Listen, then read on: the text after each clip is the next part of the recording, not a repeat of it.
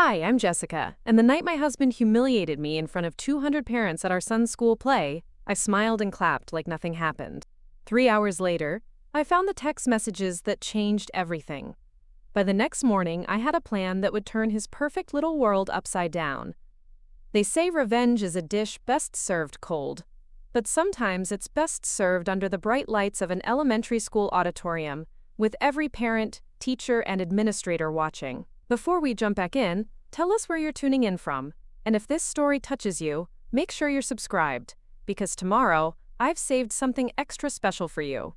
The afternoon sunlight filtered through the kitchen window as I carefully pinned the final safety pin into Tyler's Robin Hood costume.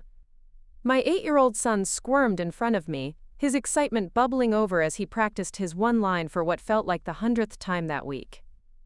"Fear not, fair maiden, for Robin Hood shall protect thee," he declared with theatrical flair, his plastic sword raised high above his head. I laughed and smoothed down his forest green tunic, admiring the handiwork that had consumed my evenings for the past 2 weeks. Every sequin on his vest had been sewn by hand, every feather in his cap positioned just right. This wasn't just any school play for me. This was Tyler's first speaking role, his chance to shine on stage, and I had poured myself into making sure everything was perfect. "Mom, do you think Dad will make it on time?" Tyler asked, his brown eyes wide with hope. My heart squeezed at the question he'd been asking every day since Mark left for his business trip to Boston 3 days earlier. "Of course he will, sweetheart," I replied, forcing brightness into my voice. "He promised he'd be there for your big moment, didn't he?"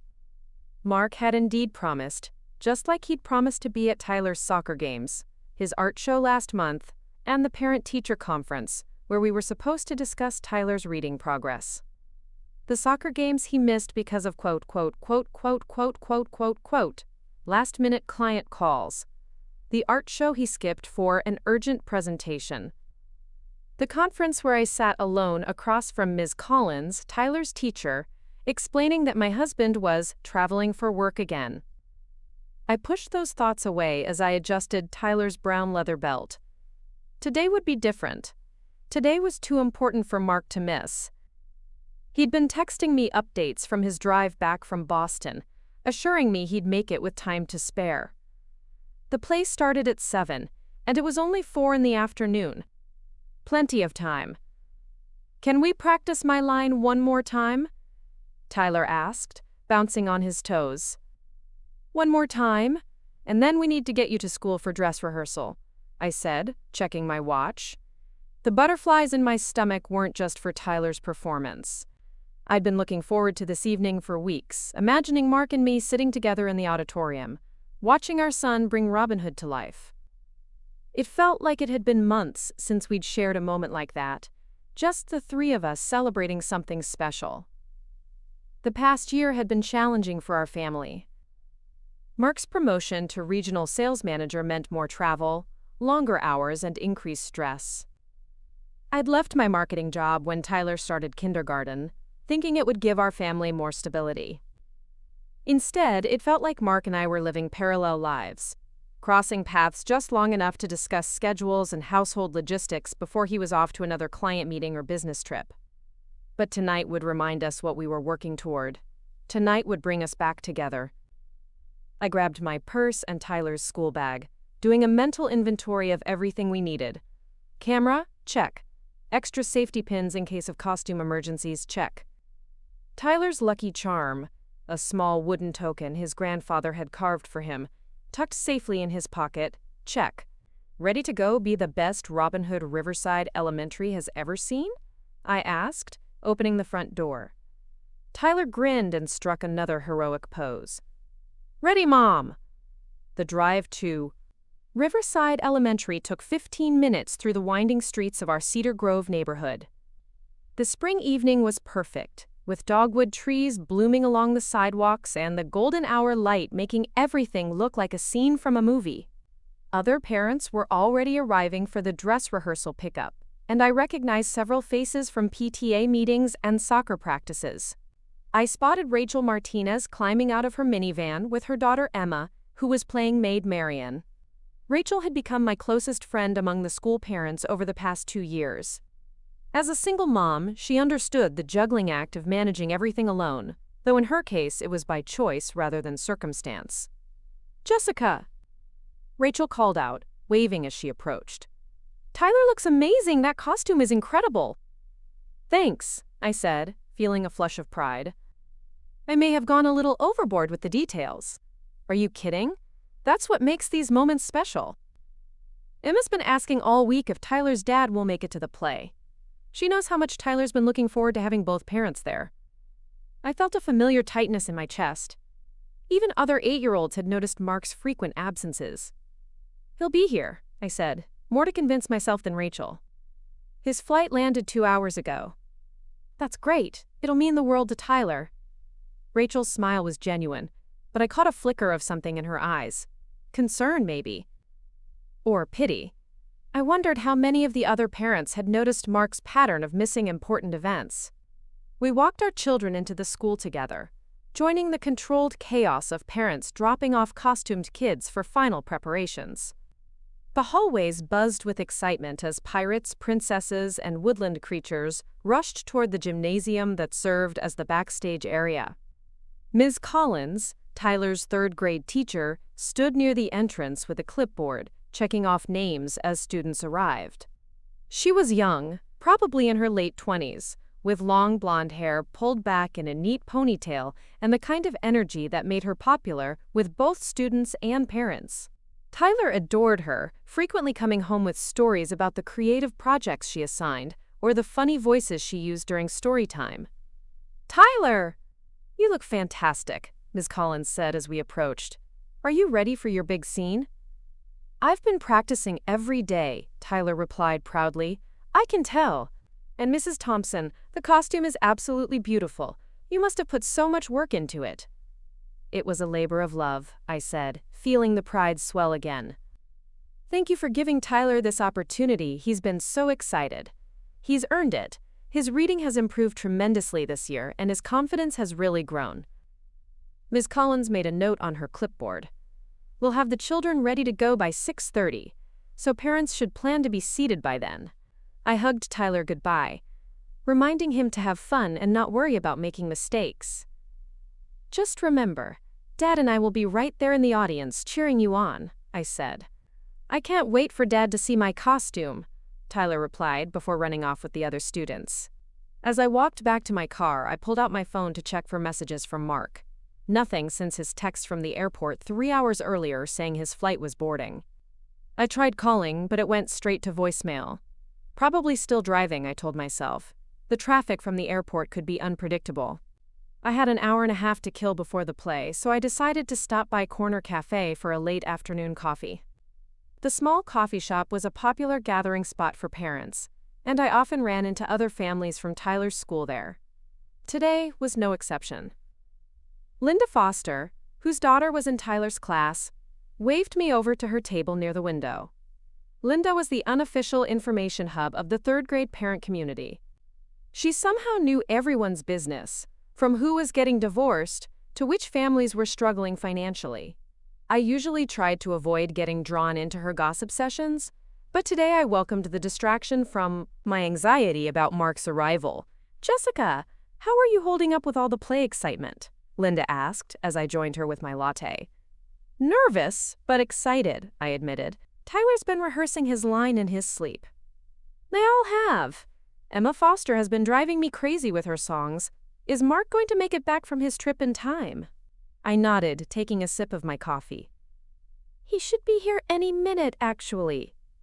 Linda's expression shifted slightly, becoming more serious. "That's good. I know how important it is for the kids to have both parents there for these things."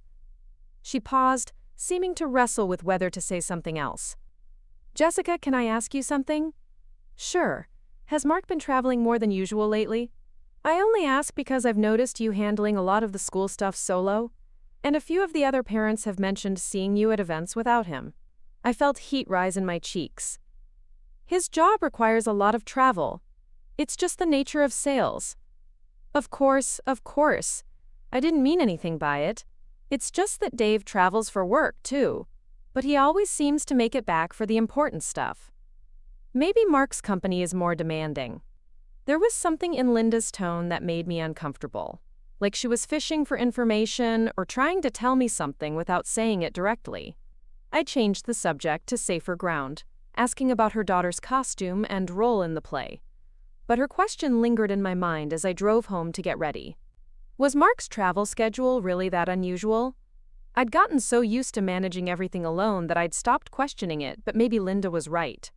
Maybe other husbands made more effort to be present for family events. Back at home, I showered and put on the navy blue dress I'd been saving for the occasion. It was one of Mark's favorites, and I'd been looking forward to the compliment he always gave me when I wore it. I did my makeup carefully, taking time with my eyeliner and lipstick. I wanted to look good for Tyler's big night, but I also wanted Mark to remember why he fell in love with me 8 years ago. As I was putting on my earrings, my phone buzzed with a text message. Finally, I thought, expecting to see Mark's name. Instead, it was from Rachel. Hey, just wanted to check. Is Mark definitely coming tonight? Emma asked if Tyler's dad would be sitting with us, and I wanted to make sure we saved enough seats. I stared at the message, feeling a familiar knot of anxiety in my stomach. Why hadn't Mark texted me with an update? I tried calling again, and again it went straight to voicemail. This time I left a message. Hi, it's me. Just checking on your timing.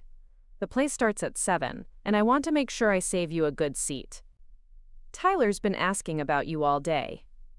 Call me back when you get this. I arrived at Riverside Elementary at 6:15, joining the stream of families making their way into the building.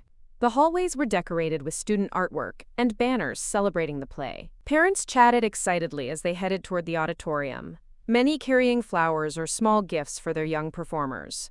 The auditorium was filling up quickly, and I spotted Rachel near the middle section, holding seats with her jacket and purse.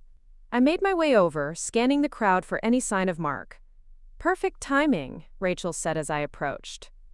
I saved 3 seats, one for you and one for Mark.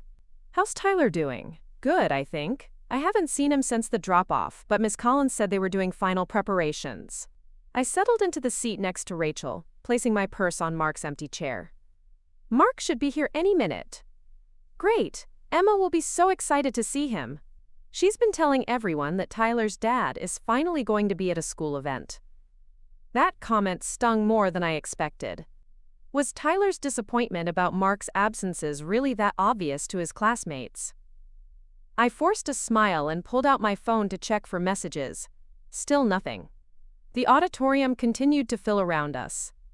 I recognized many faces from school events and neighborhood gatherings. The atmosphere was festive, with parents settling in with. Preparing and narrating this story took us a lot of time, so if you are enjoying it, subscribe to our channel. It means a lot to us. Now back to the story. Programs and cameras ready. At 6:45, the lights dimmed slightly, and Principal Reynolds took the stage to welcome everyone. Good evening, families and friends. Welcome to Riverside Elementary's production of Robin Hood. Our 3rd grade students have worked incredibly hard to bring this classic tale to life, and we know you're going to be amazed by their talent and creativity. I felt my phone vibrate and quickly checked it, hoping for a message from Mark. Instead, it was a notification from the airline app on my phone. Mark's return flight from Boston had landed on time at 3:30 p.m. He should have been here by now, even accounting for traffic and baggage claim. The principal continued his introduction, thanking the teachers and parent volunteers who had helped with costumes and set design. I tried to focus on his words, but my mind was racing. Where was Mark? Why wasn't he answering his phone? As the curtain rose on the opening scene, I spotted Tyler among the group of merry men standing at stage left. Even from my seat in the middle of the auditorium, I could see him scanning the audience, looking for his father. When his eyes found me, I waved enthusiastically and gave him a thumbs up. He smiled back, but I could see the question in his expression. Where was Dad? The first act proceeded beautifully. The children had clearly worked hard, and their enthusiasm was infectious. Tyler didn't have his speaking part until the second act, so I tried to relax and enjoy the performance, while keeping one eye on the auditorium entrances for any sign of Mark. During intermission, several parents came over to compliment Tyler's costume and ask about Mark. Is he parking the car? Asked one. Did he get caught in traffic? Asked another. Each question felt like a small wound, and I found myself making excuses I didn't even believe. He's running a little late from his business trip, I told them. You know how flights can be. Rachel squeezed my hand during one of these conversations. I'm sure he'll make it for Tyler's big moment, she said quietly. The second act began, and I felt my anxiety ratchet higher. Tyler's scene was coming up in just a few minutes. I kept checking my phone, but there were no messages, no missed calls, nothing. At 7:35, as the sheriff of Nottingham threatened Maid Marian on stage, I made a decision. I stepped out into the lobby and called Mark one more time. This time the phone rang. Once, twice, 3 times, and then I heard his voice. Hello? Mark? Thank God. Where are you? Tyler's scene is starting any minute. There was a pause, and I could hear noise in the background. Not traffic noise. Voices. Laughter. Music. Oh shit. Jessica, I'm so sorry. I lost track of time. Lost track of time? Mark, this is Tyler's school play. You promised you'd be here. I know. I was meeting with a client, and the dinner ran long. I'm about an hour away. An hour away? Mark, the play will be over in 30 minutes. Tyler has been looking for you in the audience. I've been telling everyone you're coming. I'll try to make it for the end. Maybe I can catch him afterward. The casualness in his voice made my stomach drop. Try to make it. Mark, this is our son's first speaking role. He's been practicing for weeks. Look, I said I'm sorry. These client dinners are important for my career. Tyler will understand. No, Mark, he won't understand. He's 8 years old, and his father promised to be there. Don't be dramatic, Jessica. It's just a school play. Just a school play. The words hit me like a physical blow.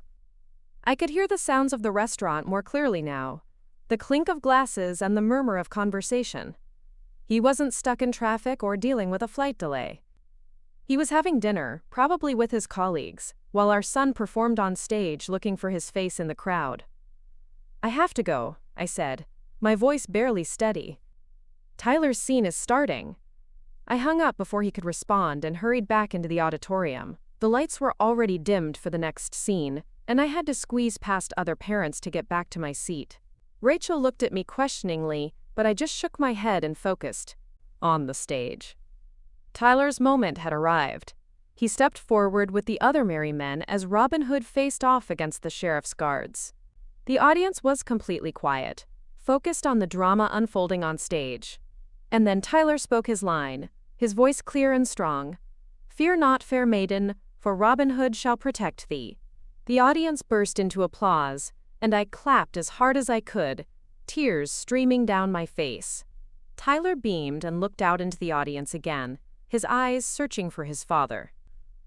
When he didn't find Mark, his smile faltered just slightly before he recovered, and continued with the scene. After the play ended and the children took their bows, I made my way backstage to collect Tyler. He ran to me, still in his costume, his face glowing with excitement and adrenaline. Mom, did you see me? Did I do good? You were absolutely perfect, sweetheart, I said, hugging him tight. I'm so proud of you. Where's Dad? Didn't he see it? I knelt down to Tyler's level, trying to find words that wouldn't crush his spirit. Dad got held up with work, honey. But he's so sorry he missed it. And he can't wait to hear all about how amazing you were. Tyler's face fell, and for a moment he looked much younger than his 8 years. He promised he'd be here. I know, baby. Sometimes grown-up work gets complicated. But you know what? I was here, and I saw every single second of your incredible performance. And I took so many pictures to show Dad. Tyler nodded, trying to be mature about the disappointment, but I could see the hurt in his eyes. It was the same look I'd been seeing more and more frequently, when Mark missed important moments. Other families gathered around us, parents congratulating Tyler on his performance and asking about his costume. Several people asked where Mark was, and I found myself repeating the same lie over and over. Work emergency, you know how it is. But I was beginning to suspect that I didn't know how it was at all. Miss Collins appeared with a bouquet of flowers for each of the students. "Tyler, you were wonderful tonight. Your line delivery was perfect, and you stayed in character the whole time. You should be very proud." "Thank you, Miss Collins." Tyler's mood lifted slightly at the praise from his beloved teacher. "And Mrs. Thompson, thank you again for all your hard work on the costume. It really made Tyler's character come to life." "It was my pleasure," I replied, though the words felt hollow. All that work, all that excitement, and Mark had missed it for a business dinner. As we walked to the car, Tyler chattering about the other students' performances and the fun parts of being on stage, I felt my phone buzz with a text message. Mark. "Sorry I missed it, had an important client dinner. I'm sure Tyler was great. We'll try to make the next one. Try to make the next one." As if Tyler's childhood was full of endless opportunities for Mark to show up when convenient. As if this night could be repeated or replaced. I helped Tyler out of his costume when we got home, listening as he recreated the entire play scene by scene. His excitement was infectious, but underneath it I could sense his disappointment about his father's absence. When I tucked him into bed, he asked one more time when Dad would be home. "Probably late, sweetie, he's still working." "Mom? Do you think Dad doesn't like coming to my school stuff?" The question broke my heart. "Oh, honey, of course Dad likes coming to your school events. He loves you so much. Work is just really busy right now." Tyler nodded, but I could tell he wasn't entirely convinced. After he fell asleep, I sat in my bedroom staring at Mark's text message. Something about the whole evening felt wrong, beyond just his absence. The background noise during our phone call, the casual way he'd dismissed Tyler's play, the fact that his phone had been going straight to voicemail for hours before suddenly working perfectly. I found myself thinking about Linda's question from the coffee shop. Was Mark's travel schedule really normal? Was missing important family events just part of having a demanding job, or was there something else going on? Unable to sleep, I went downstairs and opened my laptop. I wasn't sure what I was looking for, but I felt compelled to dig deeper into Mark's story about tonight. I logged into our shared credit card account, something I rarely did since Mark handled most of our finances. The most recent charges were from today. Logan International Airport parking, which made sense if he'd driven himself. But then there was a charge that made my stomach drop. Chez Laurent, a high-end French restaurant in Boston. The charge was for $247, posted at 8:15 p.m., right around the time Tyler was delivering his line on stage. A $247 dinner charge. That wasn't a business meal expense. That was an intimate dinner for two at one of Boston's most romantic restaurants. And the timestamp proved that Mark had lied to me. He hadn't lost track of time during a client dinner that ran long. He'd been at a romantic restaurant while our son performed in his first school play.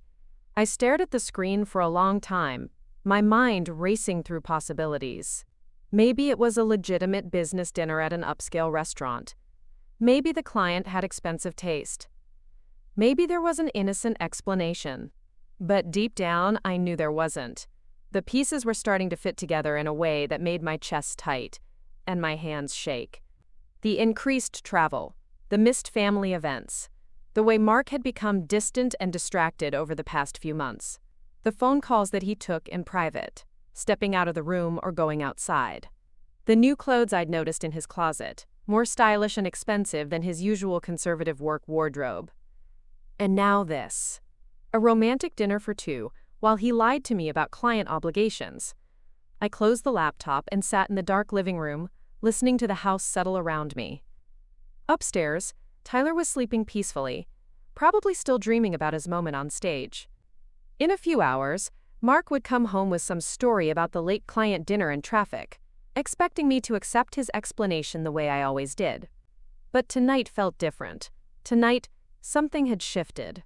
Maybe it was seeing Tyler's disappointment. Or maybe it was finally admitting to myself that Mark's absences followed a pattern that had nothing to do with work demands. Maybe it was the realization that I had been making excuses for him to other parents, to Tyler, and to myself for months. Whatever it was, I knew I couldn't pretend anymore. I needed to know the truth about what Mark was really doing during all those business trips, all those late nights, all those missed family moments. And I had a feeling that the truth was going to change everything. I woke up the next morning to the sound of Mark's key in the front door. The grandfather clock in the hallway chimed 6:30 as I heard his footsteps on the hardwood floor, followed by the soft thud of his overnight bag hitting the ground.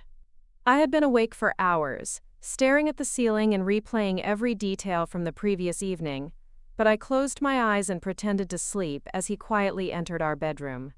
The mattress dipped as he sat on his side of the bed to remove his shoes. I could smell his cologne, stronger than usual, mixed with something else. Perfume. A floral scent that definitely wasn't mine. My stomach clenched, but I kept my breathing steady and even. "Jess?" he whispered. "You awake?" I didn't respond. I wasn't ready to hear whatever lie he had prepared for why he missed Tyler's play. The shower turned on a few minutes later, and I listened to the familiar sounds of Mark's morning routine while my mind raced. The perfume smell lingered on his pillow, a foreign presence in our bedroom that made everything feel contaminated. When Tyler woke up an hour later, his first question was about his father. "Is Dad home? Did he see the pictures from the play?" "He's home, honey. He's getting ready for work." I helped Tyler get dressed for school, listening to him chatter about how excited he was to tell his dad about his performance. The innocence in his voice made my chest ache. Mark appeared in the kitchen as I was packing Tyler's lunch, dressed in his usual work attire and carrying his coffee mug. He looked refreshed, like someone who had gotten a full night's sleep, rather than someone who had supposedly been dealing with work emergencies until late. "Hey, buddy," Mark said, ruffling Tyler's hair. "Mom told me you were amazing in the play last night. I'm so sorry I missed it." Tyler's face lit up. "Dad!" I remembered my whole line perfectly, and Ms. Collins said I was the best Robin Hood she's ever seen. "That's fantastic, Tyler. I'm really proud of you." Mark's smile seemed genuine, but I noticed he avoided making eye contact with me. "Maybe we can run through it for me this weekend." "Really? You'll watch me do my scene?" "Absolutely. We'll make it a special father-son performance." I felt sick watching this interaction. Mark was so good at compartmentalizing, so skilled at being the loving father and devoted husband when it suited him. Tyler ate up every word, his disappointment from the night before completely forgotten in the face of his father's attention and promises. "I need to get going," Mark said, checking his watch. "Big presentation today." He kissed Tyler's forehead, and then approached me at the counter where I was finishing Tyler's lunch. "See you tonight, Han," he said, leaning in for a kiss. I turned my head slightly so his lips caught my cheek instead of my mouth. "Have a good day," I replied, my voice carefully neutral. If Mark noticed the coldness in my response, he didn't show it. He grabbed his briefcase and headed for the door, calling out another goodbye to Tyler before leaving. The house felt different after he left, like the air itself had been holding its breath. After I dropped Tyler off at school, I found myself driving aimlessly through our neighborhood instead of heading home. I wasn't ready to be alone in the house with my thoughts and suspicions. Instead, I ended up at Corner Cafe again, hoping the familiar environment might help me think clearly. Rachel was there, sitting at the same table by the window where I'd encountered Linda Foster the day before. She waved me over with a concerned expression. "Jessica, how are you doing? I kept looking for Mark during the second act last night, but I never saw him arrive." I ordered a large coffee and joined her, grateful for a friendly face. "He didn't make it. Work crisis." Rachel's expression softened with sympathy. "Oh no. Tyler must have been so disappointed." "He was, but Mark promised to make it up to him this weekend." The words tasted bitter as I said them. How many times had Mark made similar promises that eventually got pushed aside for other priorities? "I'm sure he will. These work demands can be so challenging for families." Rachel paused, studying my face. "Are you okay, though? You look like you didn't sleep much." I debated how much to share. Rachel had become a good friend, but admitting my suspicions about Mark felt like crossing a line I couldn't uncross. Once I said the words out loud, they would become real in a way that keeping them to myself didn't. "I've just been thinking about some things," I said finally. "Do you ever feel like you don't really know what goes on in your partner's work life?" Rachel considered this. "Well, I'm divorced now, so I guess that ship has sailed. But when I was married to Danny, I definitely felt that way sometimes. He would come home with all these stories about office drama and client meetings, and I never knew how much was true and how much was just his version of events. What made you realize you couldn't trust him? Small inconsistencies at first.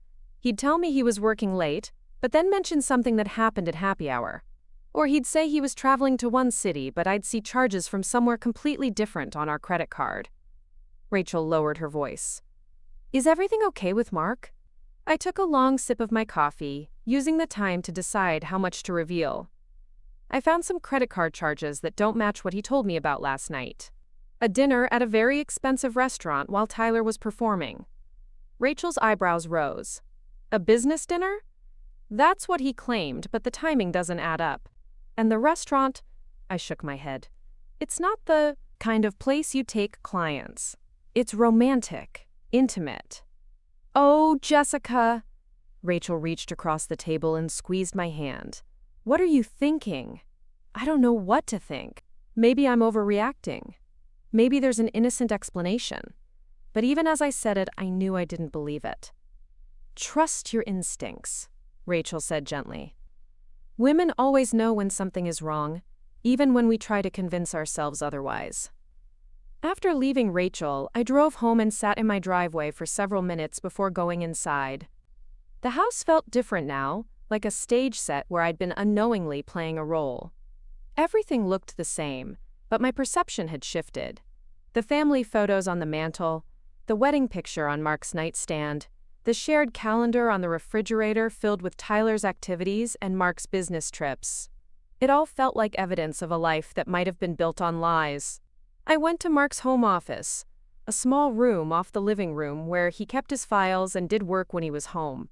I'd rarely bothered to go through his papers before.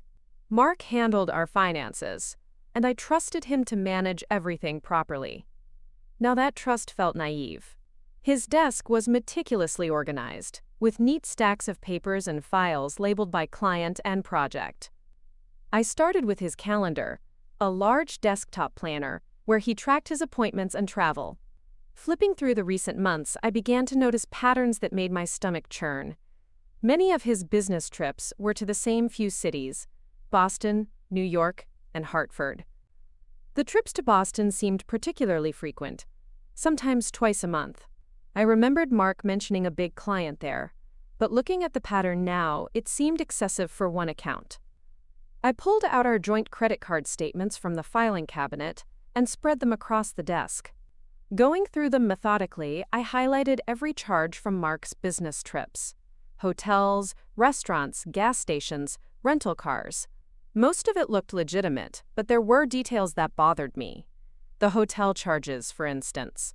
Mark always claimed to stay at budget business hotels, complaining about how cheap his company was with travel expenses. But these charges were from upscale boutique hotels, the kind with spa services and romantic ambiance. And many of the restaurant charges were for amounts that suggested two people, not a solo business traveler grabbing a quick meal. Then there were the charges that made no sense at all.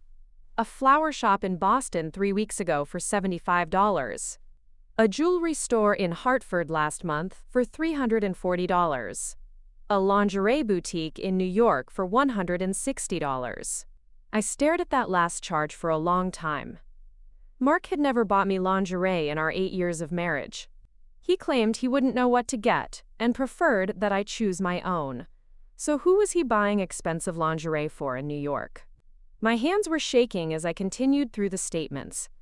The evidence was overwhelming once I knew what to look for. Mark wasn't just having an affair.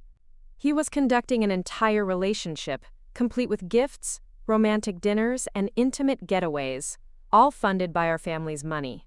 The worst part was how carefully he'd hidden it. The charges were spread out over months, mixed in with legitimate business expenses. If I hadn't been looking specifically for inconsistencies, I never would have noticed. He'd counted on my trust, my lack of involvement in our finances, my willingness to believe his explanations without question. I was so absorbed in the credit card statements that I almost missed the sound of my phone buzzing with a text message. It was from Linda Foster, the gossipy parent from yesterday's coffee encounter. "Hey Jessica, Saw Mark at Westfield Mall yesterday around lunchtime. Was he shopping for Tyler's play celebration? He was with a blonde woman, looked like they were having a great time together. My blood ran cold. Yesterday around lunchtime, Mark was supposed to be driving back from Boston for Tyler's play. He'd texted me from the airport, claiming his flight was boarding. But Linda had seen him at our local mall with another woman. I texted back, trying to keep my tone casual. Oh, really? What time was this? Around 12:30, I think. They were coming out of that fancy jewelry store near the food court. She was really pretty, younger looking. I thought maybe she was a work colleague or something. 12:30.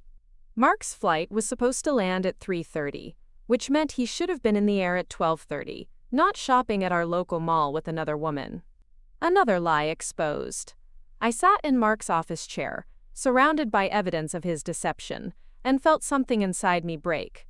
Not my heart, exactly. That had been cracking for months, with each missed event, each broken promise, each moment when I felt like I was raising Tyler alone, despite being married.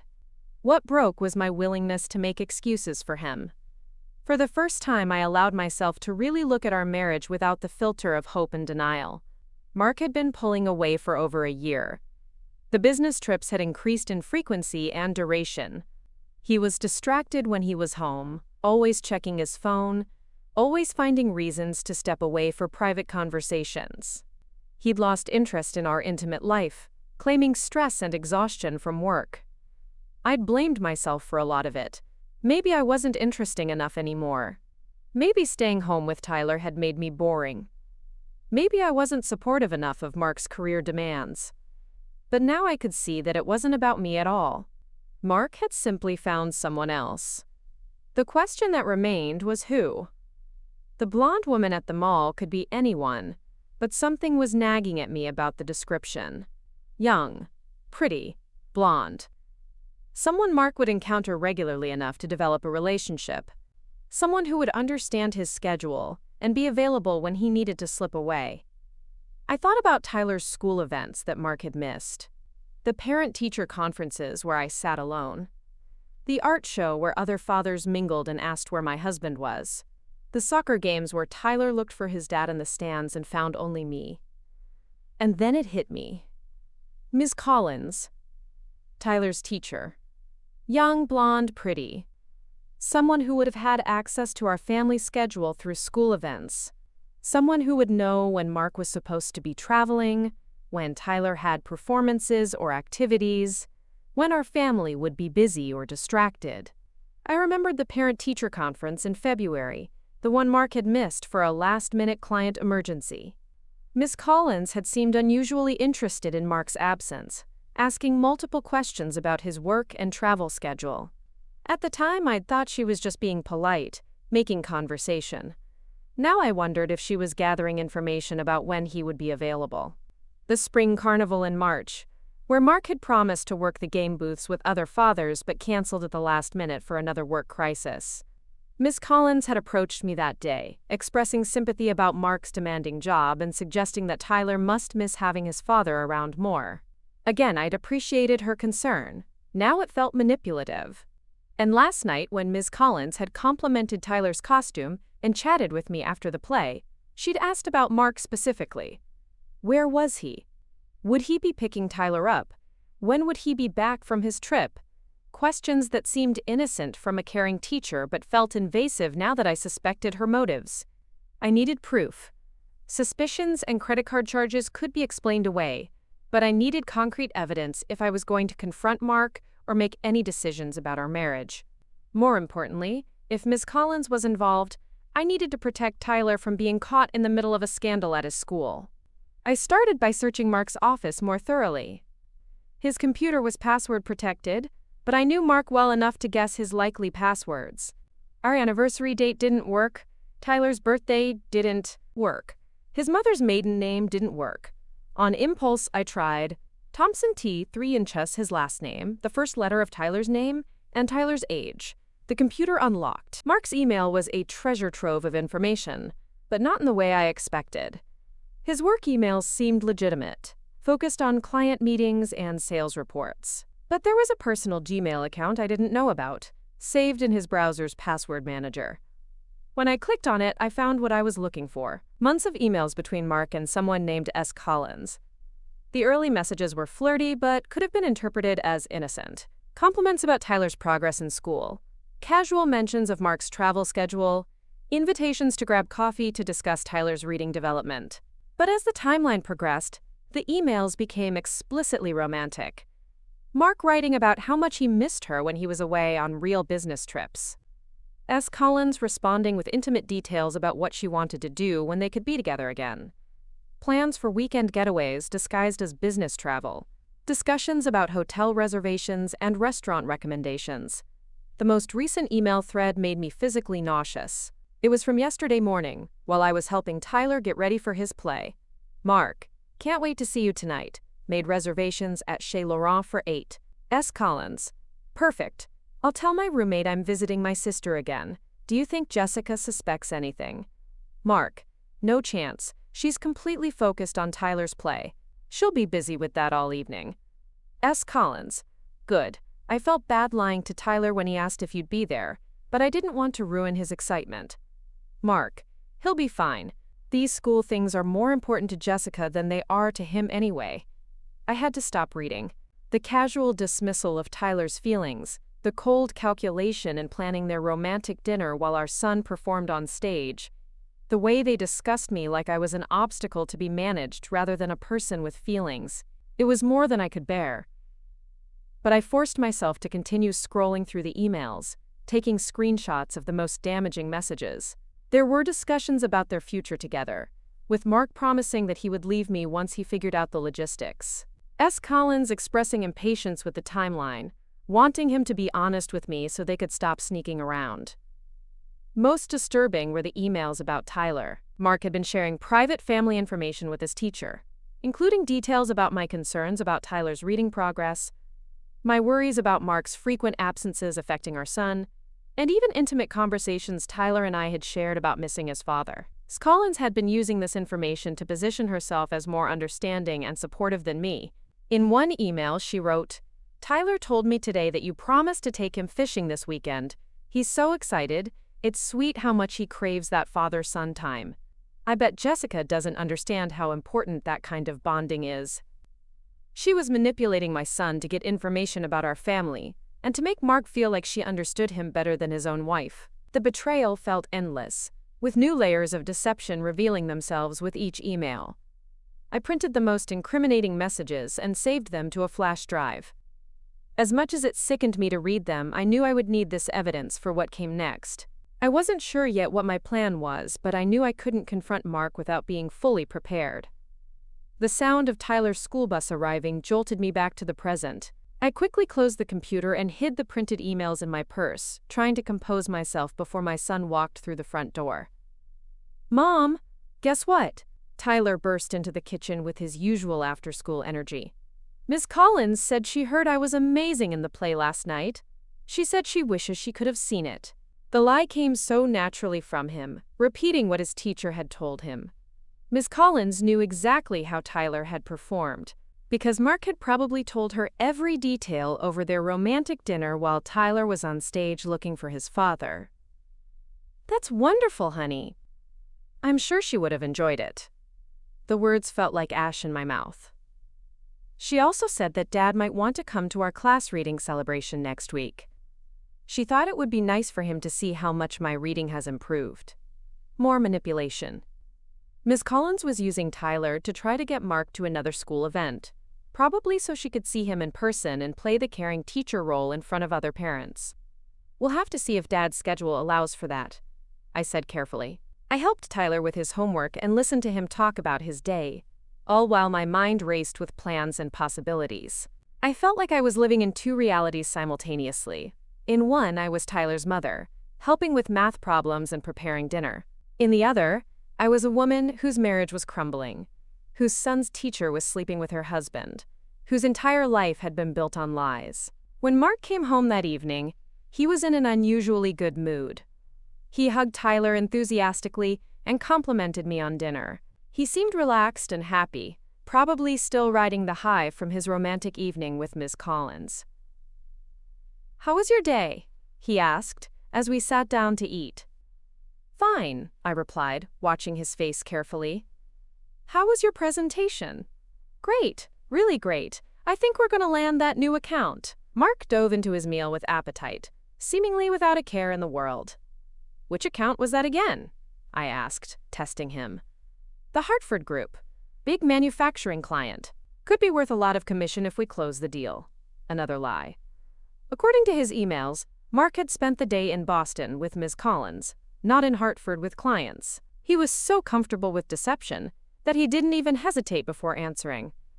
"That's exciting," I said. "When do you think you'll hear back from them?" "Probably next week. I might need to make another trip up there to finalize things." I nodded and continued eating, filing away this information for later. Mark was already planning his next fake business trip, probably another romantic getaway with Tyler's teacher. After dinner, Tyler asked Mark to help him practice his Robin Hood scene, and I watched from the kitchen as my husband acted out the play with our son. Mark was fully present, engaging with Tyler's excitement and praising his performance. It was the kind of father-son moment that Tyler had been craving, and it broke my heart to know it was happening, only because Mark was feeling guilty about missing the actual play. But even more disturbing was knowing that Mark had discussed this very scene with Ms. Collins in their emails. He'd told her about Tyler's excitement, his nervousness, his costume. She knew intimate details about our family life that she had no right to know, information she was probably using to better connect with Tyler during school hours. After Tyler went to bed, Mark suggested we watch a movie together, something we hadn't done in months. "I feel like we haven't had much couple time lately," he said, settling beside me on the couch. The irony was staggering. Mark was trying to be a good husband tonight, probably to assuage his guilt about missing Tyler's play and spending the evening with another woman. He put his arm around me and I had to fight every instinct not to pull away. The smell of his cologne, the same scent I'd noticed that morning mixed with unfamiliar perfume, made my stomach turn. "Everything okay?" he asked when I didn't settle into his embrace the way I usually did. "Just tired," I said. "It was a long day." "I know, and I'm really sorry about missing the play. I'll make it up to Tyler this weekend, I promise."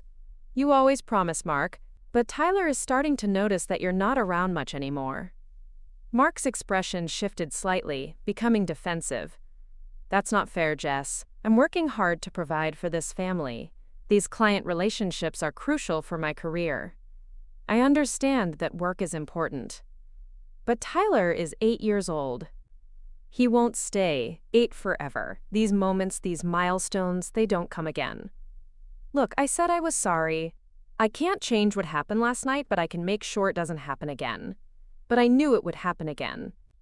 The emails made it clear that Mark's relationship with Ms. Collins was ongoing and serious. He wasn't going to suddenly become a present father and husband. If anything, his absences would probably increase as he found more creative ways to spend time with his girlfriend. I went to bed that night lying next to my husband and feeling completely alone.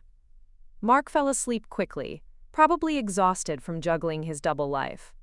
I stared at the ceiling, listening to his breathing and thinking about the emails I'd read, the casual way he and Ms. Collins discussed their future together, the dismissive way they talked about Tyler's feelings and my concerns, the calculated nature of their deception. But what bothered me most was how long this had been going on without my knowledge.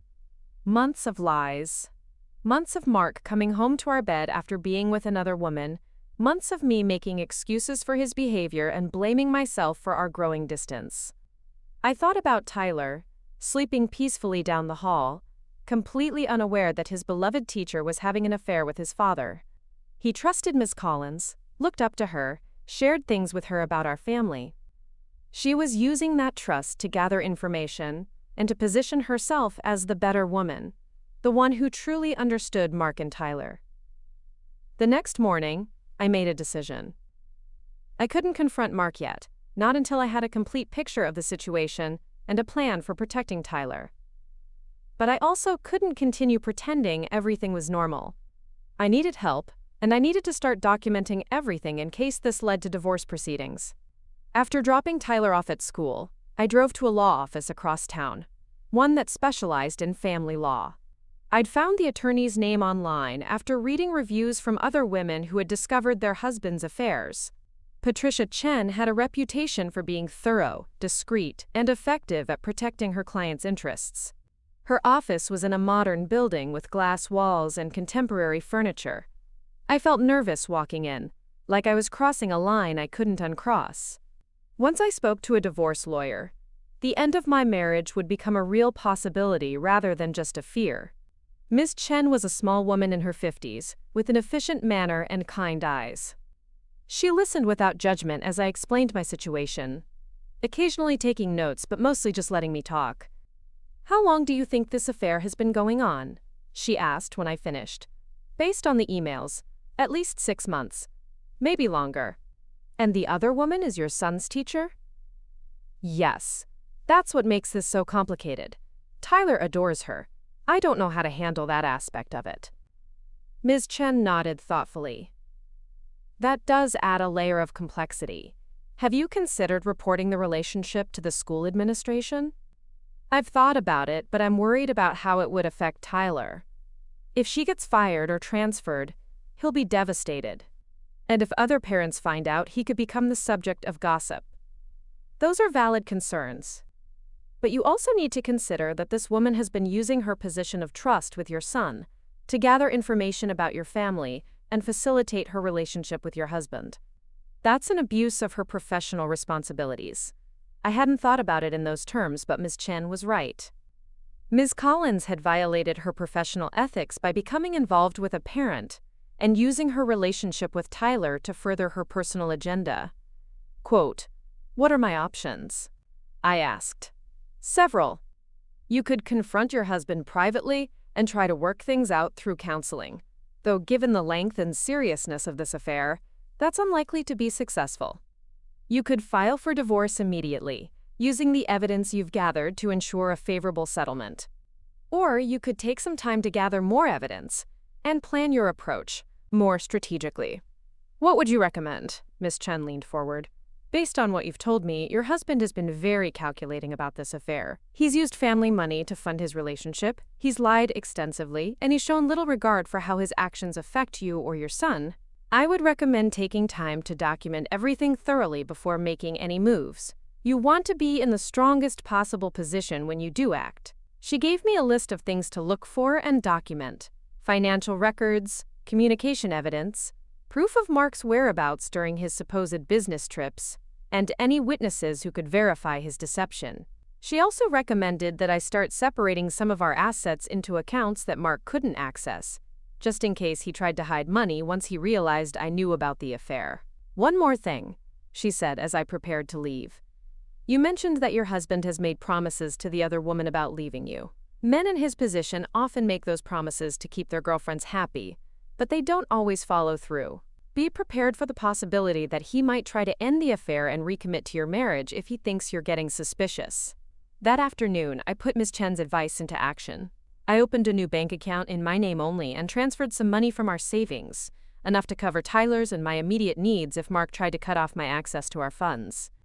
I also started a detailed log of Mark's activities, noting when he claimed to be traveling, where he said he was going, and any evidence I could find to contradict his stories.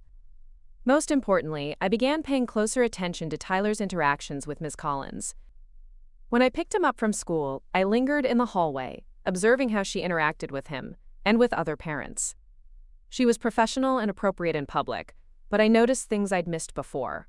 The way she looked at me when we talked, like she knew secrets about my family that I didn't. The way she asked subtle questions about Mark's schedule and our family plans. The way she seemed to take special interest in Tyler, giving him extra attention and praise that went beyond normal teacher-student interaction. I also started documenting Tyler's comments about his teacher. He mentioned that Ms. Collins often asked about his dad, wanting to know when Mark would be traveling and whether he missed him when he was away.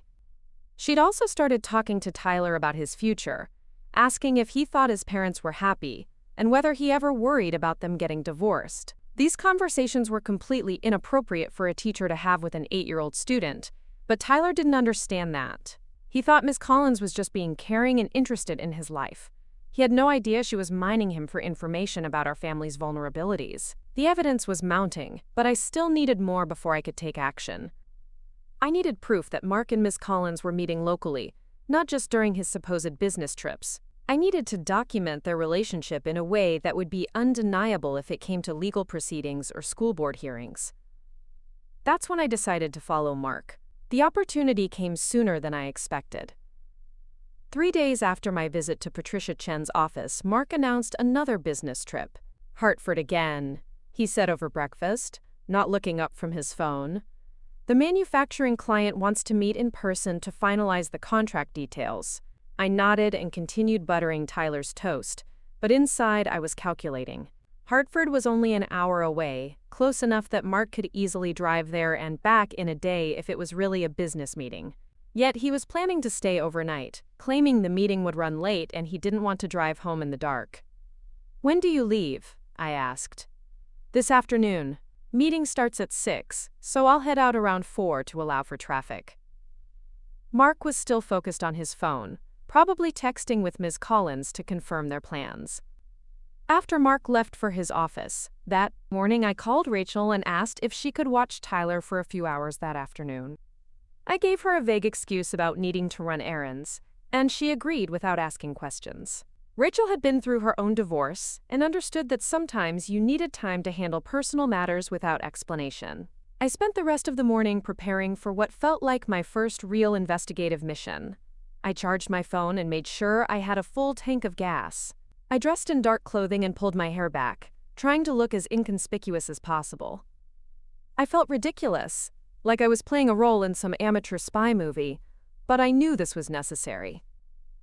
At 3:30, I positioned myself in the parking lot of the office complex where Mark worked, with a clear view of the exit. I'd never done anything like this before, and my hands were shaking as I waited. Part of me hoped Mark would actually drive toward Hartford, proving that I was wrong about everything. But deep down, I knew better. Mark's silver sedan appeared at 4:15, right on schedule. Instead of turning toward the highway that led to Hartford, he headed in the opposite direction, toward the residential part of town where many of the school staff lived. I followed at a distance, my heart pounding as I tried to remember the surveillance tips I'd hastily Googled that morning. Stay several car lengths back, don't make sudden moves, keep other vehicles between you and your target. Mark drove through several neighborhoods before pulling into the parking lot of Garden View Apartments, a modern complex popular with young professionals. I parked across the street behind a large SUV and watched as he got out of his car carrying an overnight bag and a bouquet of flowers. He walked confidently to Building C and used what appeared to be a key to let himself in. This wasn't a spontaneous meeting. Mark had a key to someone's apartment, suggesting their relationship had progressed to a level of intimacy and trust that made my stomach churn. I waited in my car for 2 hours, watching Mark's sedan and trying to process what I was witnessing. My husband of 8 years, the father of my child, was spending his business trip at another woman's apartment. The casual way he'd unlocked her doors suggested this wasn't a new arrangement. How many other supposed business trips had actually been romantic getaways right here in our own town? At 6:30, Mark emerged from the building with Ms. Collins.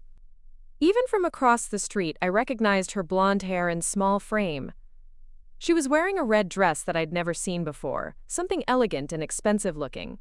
They walked to Mark's car together, and I could see them talking and laughing as he opened the passenger door for her. I followed them to Romano's, an upscale Italian restaurant downtown that Mark and I had never been to together. It was the kind of place you went for anniversaries or special celebrations, with dim lighting and intimate booths. Through the large front windows, I could see them being seated at a table for two in a corner that provided privacy from other diners. Sitting in my car outside the restaurant, watching my husband have a romantic dinner with my son's teacher, I felt something fundamental shift inside me. This wasn't just an affair anymore. It was a full relationship, complete with keys to apartments and intimate dinners and comfortable routines. Mark wasn't just cheating on me. He was living a double life. I took photos of Mark's car in the restaurant parking lot, of him and Ms. Collins walking in together, of them visible through the window at their romantic table. The images were grainy and taken from a distance, but they clearly showed the two of them together in a context that no business relationship could explain. After documenting their dinner, I drove back to Garden View Apartments and took photos of Mark's car in the parking lot, noting the building number and approximate time. I also wrote down Miss Collins's apartment number, which I'd observed when they'd returned to the building around 9:30. The next morning, Mark came home with elaborate stories about his client meeting, describing fictional negotiations and business discussions that had supposedly kept him out late. He seemed energized and happy, probably from his romantic evening, but he attributed his good mood to the successful business deal. "I think we're really going to close this account," he said, pouring himself coffee and kissing my cheek. "It could mean a significant commission, and maybe even a promotion." I listened to his lies while making Tyler's breakfast, cataloging every fictional detail from my growing file of evidence. Mark's capacity for deception was staggering. He spoke with such conviction about events that had never happened that I almost wondered if he'd started believing his own stories. "That's wonderful," I said. "Tyler will be so proud when you tell him about your success. Actually, I was thinking we could celebrate this weekend. Maybe take Tyler to that new arcade he's been wanting to try." The offer was clearly motivated by guilt, but Tyler would be thrilled. Mark always became more attentive and generous after his affairs-related absences, trying to compensate for his deception with family activities and gifts.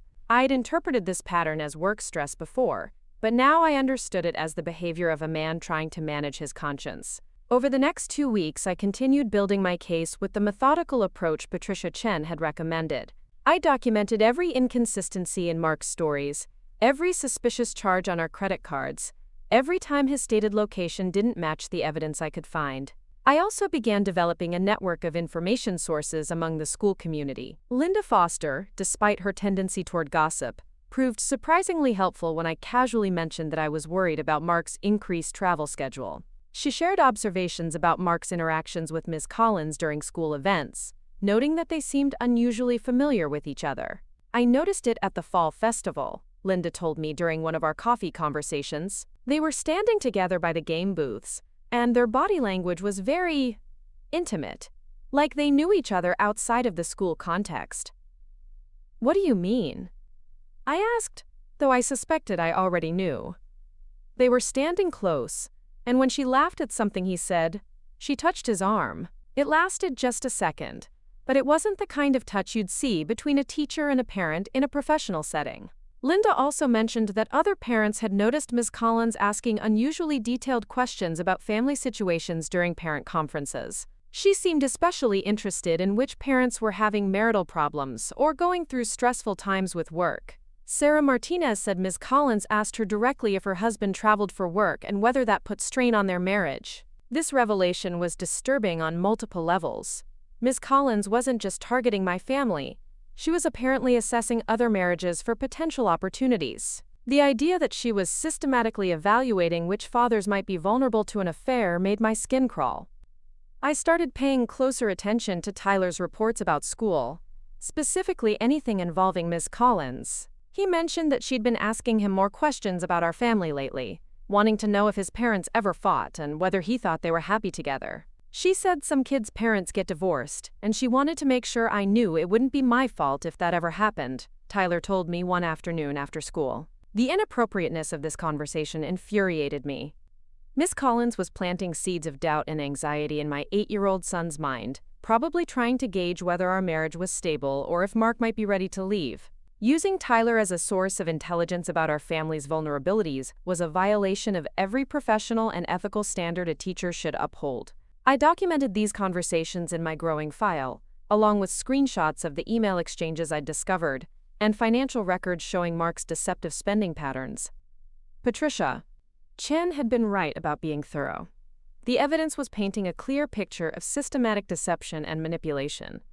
But I needed more than documentation. I needed to understand the full scope of their relationship and their future plans. Were they just having a casual affair? Or were they planning a life together? Was Mark actually going to leave our marriage? Or was he just stringing Ms. Collins along to keep her satisfied? The answer came when I decided to take my surveillance to the next level. Using techniques I'd learned from online resources about catching cheating spouses, I installed a GPS tracking app on Mark's phone. It was easier than I'd expected. I simply needed access to his device for a few minutes while he was in the shower. The tracking data revealed patterns that matched the email evidence I'd already gathered. Mark's phone showed regular visits to Ms. Collins' apartment, usually lasting several hours and always during times when he'd told me he was working late or meeting with clients. He'd also made trips to romantic restaurants, jewelry stores, and even a vacation rental property an hour outside of town. The vacation rental discovery led me to dig deeper into Mark's financial records.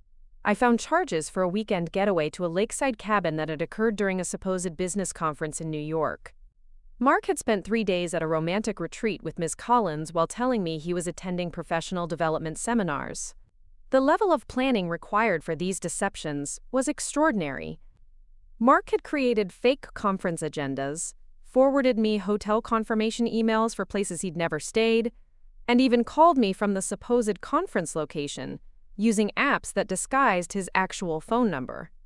This wasn't a spontaneous affair driven by passion. It was a calculated campaign of deception that had required months of careful planning. Armed with this comprehensive evidence, I scheduled another meeting with Patricia Chen to discuss my options. Her office felt familiar now, like a sanctuary where I could speak honestly about my situation without pretending everything was fine.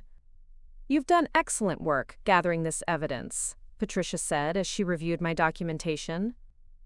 "This level of financial deception and the involvement of your son's teacher creates a very strong case for both divorce proceedings and potential legal action against the school district."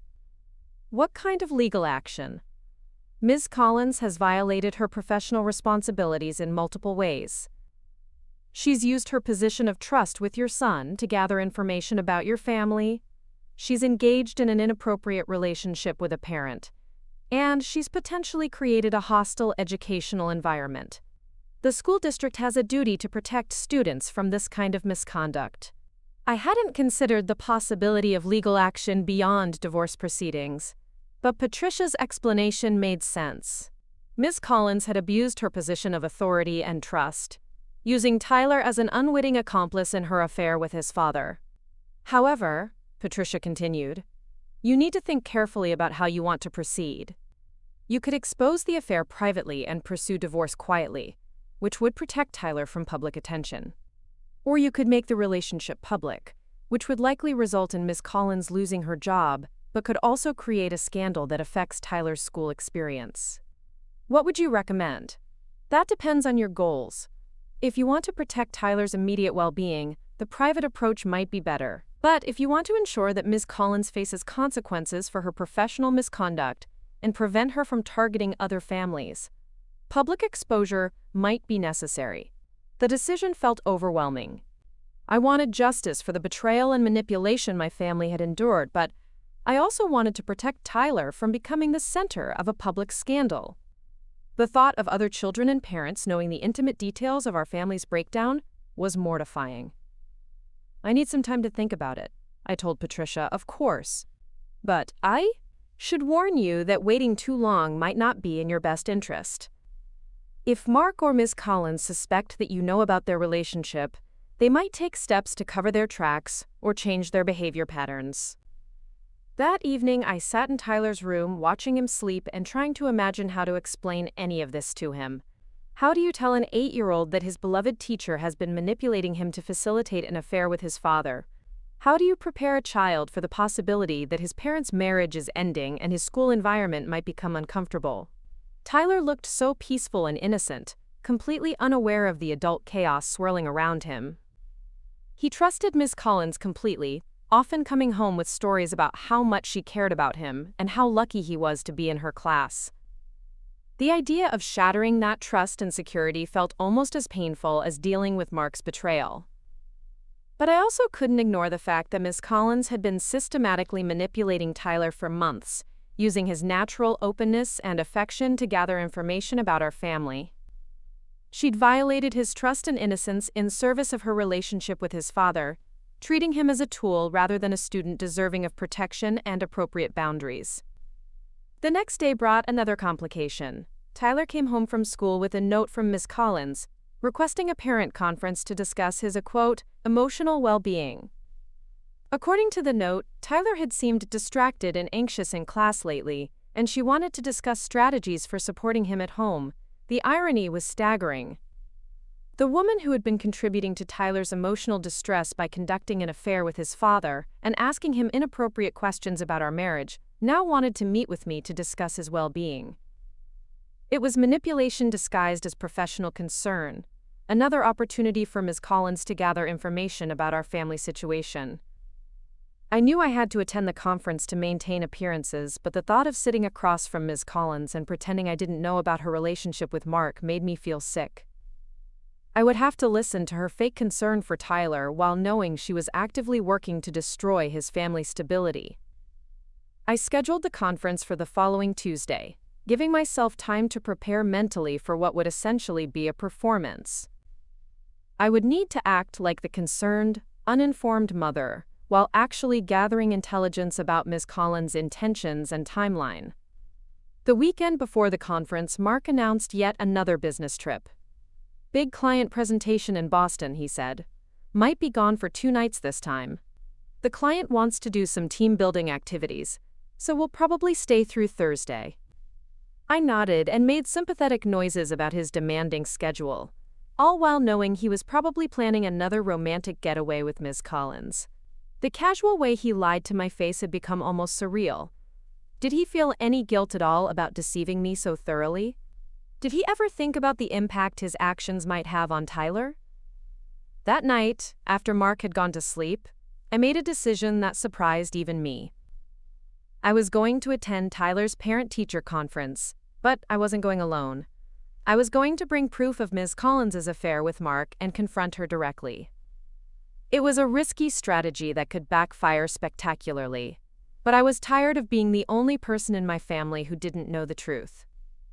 Ms. Collins had been manipulating Tyler, lying to other parents, and conducting an inappropriate relationship right under everyone's noses. It was time for her to face consequences for her actions. I spent the weekend preparing my evidence package. Printed emails, photographs from my surveillance, financial records showing Mark's deceptive spending, and a timeline documenting the development of their relationship. I also prepared a letter to the school principal detailing Ms. Collins' professional misconduct and its impact on Tyler's educational environment. On Monday morning, I watched Mark pack for his fake business trip with a strange sense of calm. He kissed me goodbye and promised to call when he arrived at his hotel, just like he always did. Tyler hugged his father and made him promise to bring back a souvenir, which Mark assured him he would. After they left, I called Patricia Chen to inform her of my decision to confront Ms. Collins directly. "Are you sure about this approach?" she asked. "It could be very emotionally challenging, and there's a risk that Ms. Collins will deny everything or try to turn the situation around on you." "I'm sure," I said. "I need to look her in the eye and let her know that I know what she's been doing to my family. Tyler deserves to have someone stand up for him, and I'm tired of pretending I don't see what's happening." "All right, but I strongly recommend that you document the entire conversation. If possible, record it on your phone or bring a witness. And whatever you do, don't make any threats or do anything that could be construed as harassment." That afternoon, I picked Tyler up from school as usual, chatting with him about his day and listening to his excitement about an upcoming field trip. He mentioned that Ms. Collins had asked him again whether his dad was traveling for work and when he would be back. "She said she wants to make sure Dad doesn't miss any important school events," Tyler explained. "She's really nice to worry about our family like that." If only he knew how much Ms. Collins was really worrying about our family. The depth of her manipulation was breathtaking, and I couldn't wait to expose it the next day during our conference. That evening, I made Tyler's favorite dinner and spent extra time reading with him before bed. I wanted him to have a normal, peaceful evening before what I suspected would be a very difficult day tomorrow. Whatever happened during my confrontation with Ms. Collins, Tyler's school environment was about to change dramatically. As I tucked him into bed, Tyler asked when his dad would be back from his trip. "Thursday, just like he said," I replied. "I hope he remembers to bring me a souvenir." Ms. Collins said that when parents travel for work, they sometimes forget about their kids because they're so busy with important adult stuff. Another inappropriate comment from his teacher, another attempt to plant seeds of doubt about his father's priorities. I kissed Tyler's forehead and promised him that no matter what happened, he would always be the most important thing in both his parents' lives. It wasn't entirely true, of course. Mark had clearly demonstrated that his affair was more important to him than his son's emotional well-being, but Tyler deserved to feel secure and loved, regardless of the chaos the adults in his life had created. Tuesday morning arrived gray and drizzly, matching my mood as I prepared for the parent-teacher conference that would change everything. I dressed professionally but comfortably, choosing clothes that made me feel confident and strong. I packed my evidence folder in a discreet portfolio bag and checked my phone's recording app one more time. At 2:30, I walked into Riverside Elementary for what I knew would be the last normal interaction I'd ever have with Ms. Collins. The hallways were quiet, with most students already dismissed for the day. Tyler was at Rachel's house, safely away from whatever drama was about to unfold. Ms. Collins' classroom was decorated with colorful student artwork and motivational posters. She looked up from her desk as I knocked on the open door, smiling the same warm, professional smile I'd seen dozens of times before. "Mrs. Thompson, thank you so much for coming in. Please, have a seat." I settled into the small chair across from her desk, placing my portfolio on my lap and activating the recording app on my phone. Ms. Collins had no idea that this wasn't going to be the conversation she was expecting. "I wanted to talk to you about Tyler's emotional state lately," she began. "I've noticed that he seems more anxious than usual, and he's been asking some concerning questions about family relationships and divorce." The audacity of this opening statement was stunning. Ms. Collins was describing symptoms that she herself had created through her inappropriate relationship with Mark and her manipulative conversations with Tyler. "What kind of questions?" I asked, keeping my voice neutral. "He's asked me whether kids can tell when their parents are unhappy, and whether it's normal for fathers to be away from home a lot for work. He also mentioned that you and his father don't spend much time together anymore." Every word felt like a calculated probe for information about our marriage. Ms. Collins was using this fake conference to assess whether Mark had told me anything about their relationship and to gauge my level of suspicion. "Tyler has always been sensitive to changes in routine," I said carefully. "His father's work has required more travel lately, and I think Tyler misses having him around more." "Of course. That's completely understandable." Ms. Collins leaned forward with an expression of fake concern. "I just want to make sure we're supporting Tyler through any family transitions that might be happening." Family transitions. The phrase hung in the air between us, loaded with meaning that Ms. Collins thought I didn't understand. She was fishing for information about whether Mark had told me about his plans to leave our marriage. "What kind of transitions are you referring to?" I asked. "Oh, just any changes that might affect Tyler's sense of security. Sometimes when parents are going through difficult periods, children pick up on the tension even when adults think they're hiding it well." This was my opening. I reached into my portfolio and pulled out a printed email, placing it on the desk between us. It was one of the messages where Mark and Ms. Collins discussed their weekend getaway plans while Tyler was performing in his school play. Ms. Collins' eyes fixed on the paper, and I watched her face change as she realized what she was looking at. The professional smile disappeared, replaced by shock and then fear. "I think I know exactly what kind of family transition you're referring to," I said quietly. "The question is, how long did you think you could manipulate my 8-year-old son before someone noticed what you were really doing?" The color drained from Ms. Collins' face as she stared at the email printout. Her hands trembled slightly as she picked up the paper, her eyes scanning the words she knew she had written. The confident, caring teacher facade crumbled in real time, replaced by a woman who looked cornered and desperate. "I don't know what this is," she said weakly, but her voice lacked any conviction. "This could be fake. Anyone can manipulate emails." I reached into my portfolio again and placed 3 more printed emails on her desk, followed by photographs from my surveillance outside her apartment and the restaurant. The evidence spread across her workspace like puzzle pieces, forming a complete picture of deception. "These are time-stamped photos from last Tuesday night," I said calmly. "The same night Mark told me he was in Hartford closing a business deal. The same night you told your roommate you were visiting your sister." I pointed to one of the photos showing Mark and Ms. Collins walking into Romano's together. Unless your sister is my husband, I think we both know these aren't fake. Miss Collins stared at the photos, her professional composure completely shattered. She tried to speak several times, but no words came out. Finally, she managed to whisper, "How long have you known?" "Long enough to understand what you've been doing to my son." I leaned forward, keeping my voice low but firm. "You've been using Tyler to gather information about my marriage. You've been asking him inappropriate questions about his parents' relationship. You've been manipulating an 8-year-old child to facilitate your affair with his father." "That's not what I was doing," Ms. Collins protested, but the denial sounded hollow even to her own ears. "Really? Then explain why you asked Tyler if his parents ever fight. Explain why you told him that divorce isn't a child's fault. Explain why you've been pumping him for information about Mark's travel schedule and our family dynamics." I pulled out my phone and played a recording I'd made of Tyler recounting one of their conversations. His innocent voice filled the classroom as he repeated Ms. Collins' probing questions about whether his parents seemed happy together.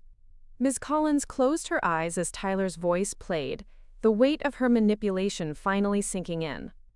When the recording ended, she looked at me with what might have been genuine remorse, but it was far too late for that. "Tyler is a sweet boy," she said quietly. "I never meant for him to get hurt. But you were perfectly willing to risk hurting him as long as you got what you wanted from his father."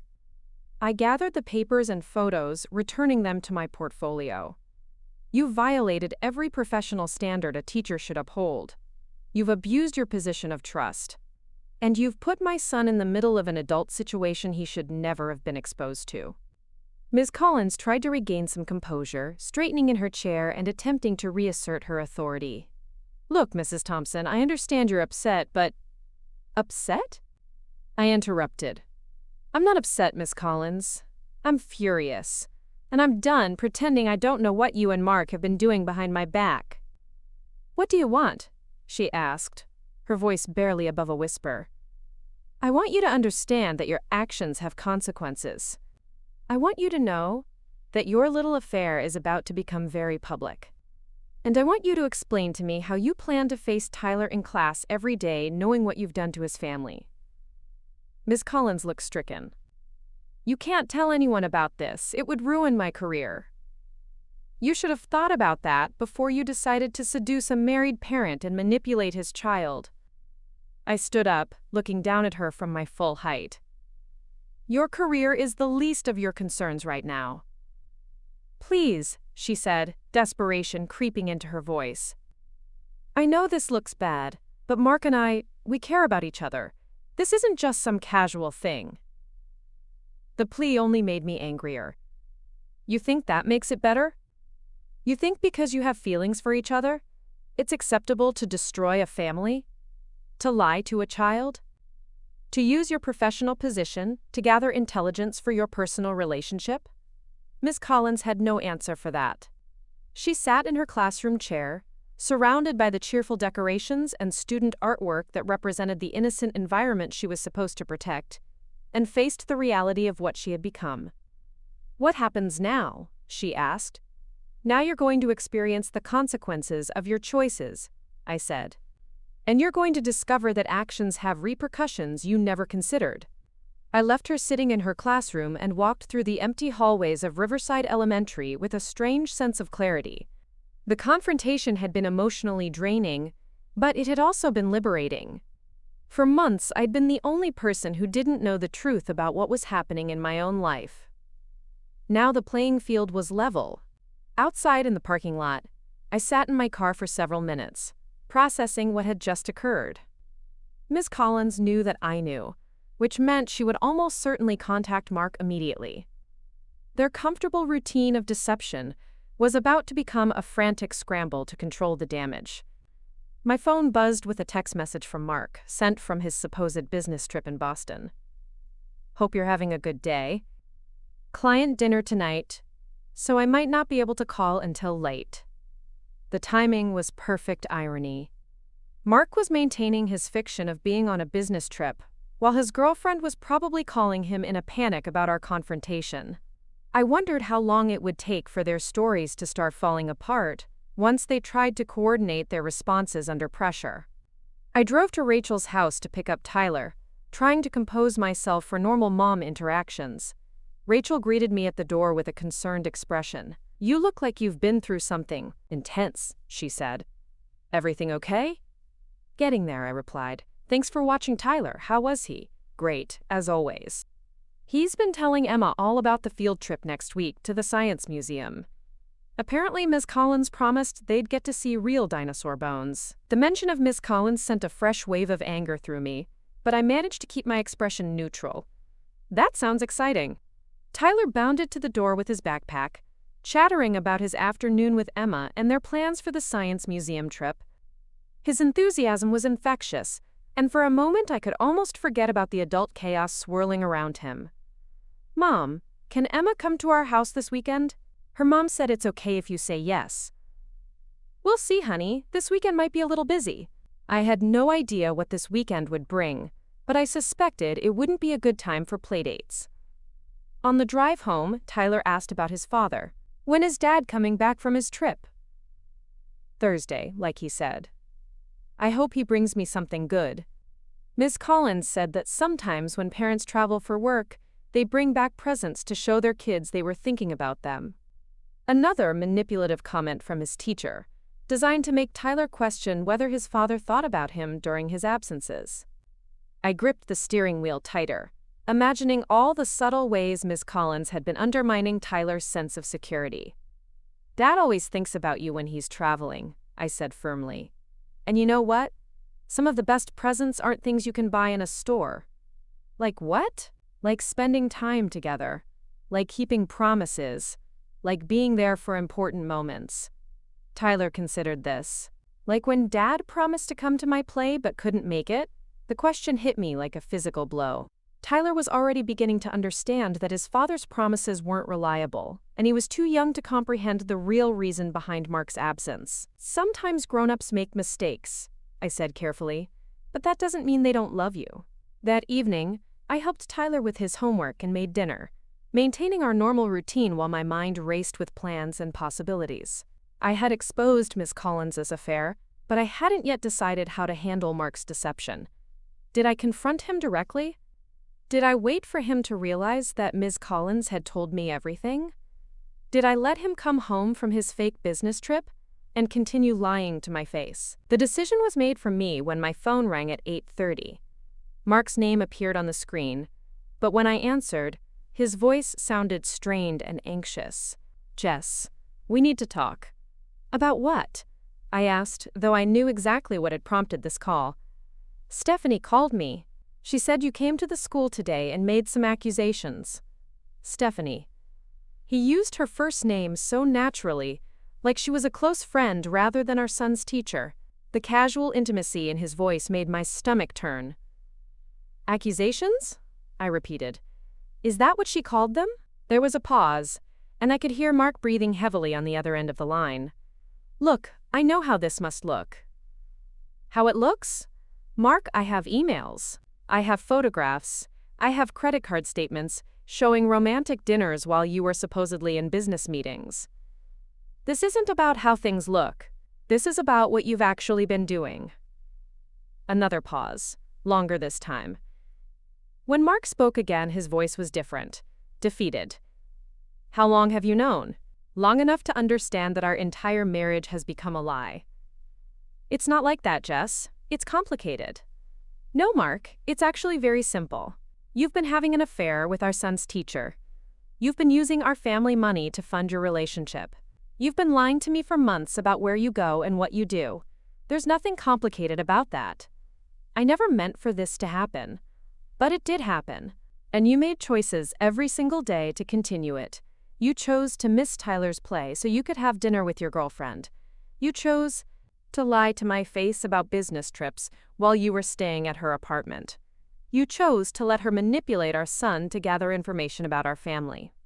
"She didn't manipulate Tyler," Mark protested weakly. "Really? Then explain why she's been asking him inappropriate questions about our marriage. Explain why she's been pumping him for information about your travel schedule. Explain why she told him that divorce isn't a child's fault before any talk of divorce had even come up." Mark had no answer for that. The evidence was overwhelming, and we both knew it. "What happens now?" he asked, echoing Ms. Collins' earlier question. "Now you're going to come home and we're going to figure out how to handle this situation without destroying Tyler's sense of security any more than you already have." "I'm not coming home tonight. I need time to think." "You're not coming home because you're with her," I said flatly. "Don't make this worse by lying about where you are right now." The line went quiet for a moment. "I'll be home tomorrow evening." After he hung up, I sat in my kitchen staring at my phone and marveling at Mark's capacity for self-deception. Even when caught red-handed, he was still trying to control the narrative and manage the situation to his advantage. He wasn't coming home because he felt guilty or wanted to repair our marriage. He was probably strategizing with Ms. Collins about how to minimize the damage to their relationship. The next morning brought new complications. Tyler woke up with a stomachache and asked to stay home from school. I wasn't sure if he was actually sick or if he was subconsciously picking up on the tension in our household, but either way, I was grateful for an excuse to keep him away from Ms. Collins. "Can we watch movies today?" Tyler asked, curling up on the couch with his favorite blanket. "Absolutely," I said, settling beside him with a cup of coffee. We spent the morning watching animated films and eating toast, enjoying a peaceful bubble while the adult world waited outside. But the peace couldn't last. Around noon, my phone buzzed with a call from Principal Reynolds. "Mrs. Thompson, I was hoping we could schedule a meeting to discuss Tyler's educational needs," he said in a tone that suggested this wasn't a routine academic conversation. "Is there a problem with Tyler's performance?" "Not with Tyler, no. But there are some concerns that have been brought to my attention regarding his classroom environment." Ms. Collins had clearly spoken to the principal, probably trying to get ahead of any complaints I might file. I agreed to meet with Principal Reynolds the following morning, giving myself time to prepare for what would likely be a much more formal version of the conversation I'd had with Ms. Collins. That afternoon, while Tyler napped on the couch, I called Patricia Chen to update her on recent developments. "You confronted her directly?" Patricia sounded surprised. "How did she react?" "About as well as you'd expect someone to react when they're caught manipulating a child to facilitate an affair with the child's father." "And your husband?" "Knows that I know, but he's still with her. He claims he needs time to think." Patricia was quiet for a moment. "This actually creates some opportunities for you. If they're both aware that you have evidence of their relationship, they might start making mistakes in their attempts to cover their tracks. Desperate people often do desperate things." "What kind of mistakes?" "Communication errors, inconsistent stories, attempts to destroy evidence or silence witnesses. If you're careful and continue documenting everything, they might provide you with even more ammunition." "The principal wants to meet with me tomorrow. I think Ms. Collins has already spoken to him." "That's good. You want this on the record with the school administration. Make sure you bring copies of all your evidence, and don't let them frame this as a personal dispute between parents. This is about professional misconduct that has affected your son's educational environment." After hanging up with Patricia, I spent the rest of the afternoon organizing my evidence and preparing for the meeting with Principal Reynolds. I printed additional copies of the most damaging emails and photographs, creating a comprehensive packet that told the complete story of Ms. Collins' inappropriate relationship with Mark. Tyler woke up from his nap feeling better, and we spent the evening playing board games and reading together. I treasured these quiet moments with him, knowing that our family life was about to change dramatically. Whatever happened between Mark and me, Tyler's world was going to be disrupted, and I wanted to create as many positive memories as possible before the storm hit. That night, after Tyler went to bed, I found myself wandering through our house and seeing it differently. The family photos on the walls, the furniture Mark and I had chosen together, the memories embedded in every room, it all felt like artifacts from a life that might be ending. But instead of sadness, I felt something unexpected. Relief. The constant anxiety of sensing that something was wrong but not knowing what it was had been exhausting. The need to make excuses for Mark's behavior, to other parents and to myself, had been humiliating. Living with a man who was fundamentally dishonest had made me question my own perceptions and instincts. Now that the truth was exposed, I could stop pretending and start making decisions based on reality rather than hope. Mark came home the next evening while I was helping Tyler with his homework at the kitchen table. He looked haggard and uncertain, like a man who had run out of comfortable lies to tell himself. "Hey, buddy," he said to Tyler, ruffling his hair with forced cheerfulness. "How is school today?" "I stayed home sick," Tyler replied. "But I'm feeling better now. Did you bring me a souvenir from your trip?" Mark glanced at me before answering. I forgot to stop by the gift shop before my flight. But maybe we can pick out something special this weekend." Another promise that might or might not be kept. Another moment when Tyler's excitement was met with his father's distraction and guilt. I watched this interaction with new eyes, seeing how Mark's deception affected even the smallest family moments. After Tyler finished his homework and went to watch television in the living room, Mark and I faced each other across the kitchen table. He looked like he wanted to speak but didn't know where to start. "How was your meeting with Stephanie?" I asked. Mark flinched at the directness of the question. "She's scared, Jess. She thinks you're going to try to get her fired." "She should be scared. And she should be fired." "Come on, that's not fair. She's a good teacher."